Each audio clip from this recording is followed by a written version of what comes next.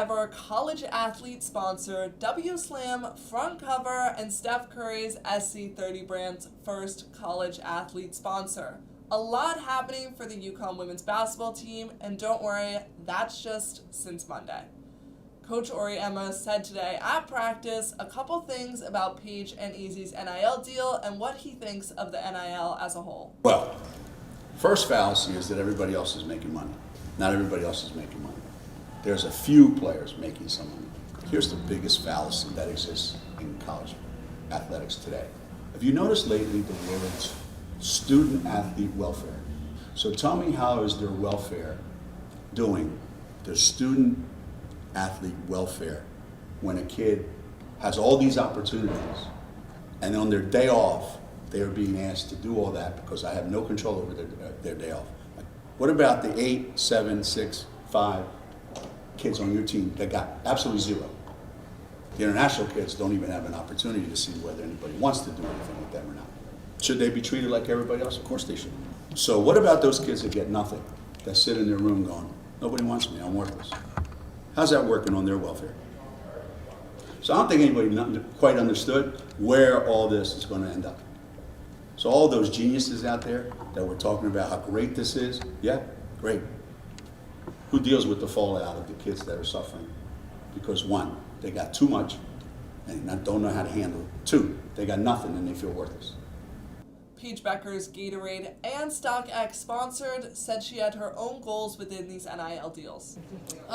Inequities between race, the attention that I get in the media and the attention that other people get at different schools. I'm not going to be able to do it by myself, like even it out, but I want to be able to support that and make a positive change into that. Last year for the tournament, it really kind of shocked and opened everybody's eyes to just how different men get treated and women get treated. So I think, it shouldn't take that for people to start changing, but I think change is starting to become more frequent and happening more, but I think there's still a long way to go. Although Azzi is racking up the deals, it has been reported that she will be out for a couple weeks due to a foot injury.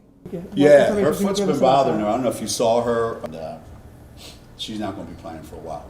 Right now, what's today, December 1st? We'll see in 2 weeks. Coach Geno gave Olivia Nelson-Ododa some props for her performance in her South Carolina game. So Liv did in the South Carolina game. She just needs to add some offense to that.